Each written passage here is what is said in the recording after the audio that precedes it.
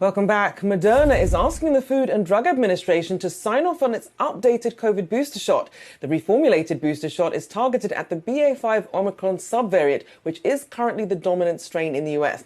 Now, Pfizer made a similar request for authorization of its version of the COVID booster yesterday. The Biden administration is planning to roll out the modified booster shots in the fall. All right, well, there are a lot of retail investors who started trading during the pandemic when the market was red hot. But now that things have cooled off, how are they adapting? We have Teri Ijeoma with us today, an experienced trader who has taught hundreds of students around the world how to make money in the market with her platform, Trade and Travel. Teri, good to see you. So I want to first ask you about some of the mistakes. You listed a couple of mistakes that some retail traders tend to make. Walk us through a few of those. Oh, goodness. Thank you. First, thank you all for having me back again. But the first one is very emotional. It comes from fear of missing out, and it's getting in at the highs.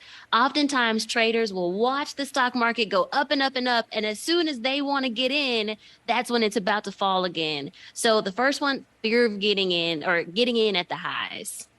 And the next one is quantity size too high. Tell us about that.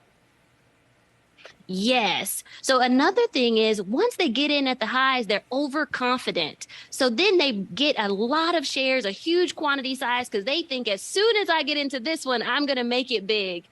But the problem with that is oftentimes their risk is way too high. So I encourage people, instead of just thinking, how much money do I have? And then basing your quantity size on, well, the maximum number I can get, think about if there is risk in this trade for me to lose, take my money divided by my risk, and that's my quantity size. So it's usually a bit smaller than just using all the money in your account.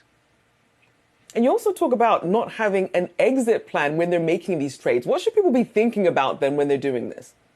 Yes, there's two different types of exits. One is an exit to protect yourself if you're losing. So if the stock market goes down or if your trade goes in the wrong direction, you should have an exit in there to protect your risk. That one would be a stop loss, something to say, okay, if I get to this number, I'm getting out of the trade. But on the flip side of that, oftentimes I see that new traders or novice investors, they also don't have an exit on the front, on the top side. If my trade goes well, where am I getting out of this trade?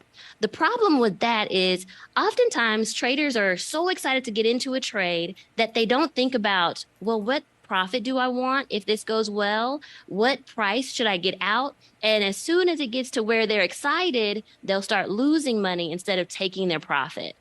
All right, let's get to solutions. You say calculate risk reward. How do we do that? The best way to calculate reward to risk is to look at, or risk to reward. I like to put the big number on top. It's just easy for math. You all know I used to work in elementary schools. So reward to risk, the best way to look at it is using charts, technical analysis. But if someone's not familiar with charts, another easy way is to look at the highs and lows of the month. If you're getting in closer to the highs of the month, you might be getting in too high. You may be a little late. But if your stock price is closer to the lows of the month, then you know that there's a little bit more potential for you to have an upside. But technically, I would definitely suggest learning to read charts. That will help with reward to risk. And Teri, we know that for a lot of people, their first entrance as a retail investor is perhaps through some of these platforms. And earlier, we had a professor join us who was talking about his recent study that found that investors see higher returns if they use brokerage TD Ameritrade versus Robinhood. What has been your experience with these different brokerages, and what do you recommend? Yes, I do know that some of the brokers like Robinhood, there's a bit of a margin between when you take the trade and when they execute the trade. So there's some slippage in there, and that can lead to you not having as much profit.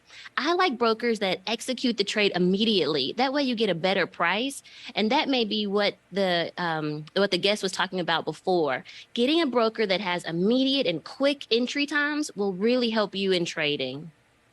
All right, Teri Ijeoma, founder of Trade and Travel, with some excellent tips there for us. Good to see you again. Thanks for coming on.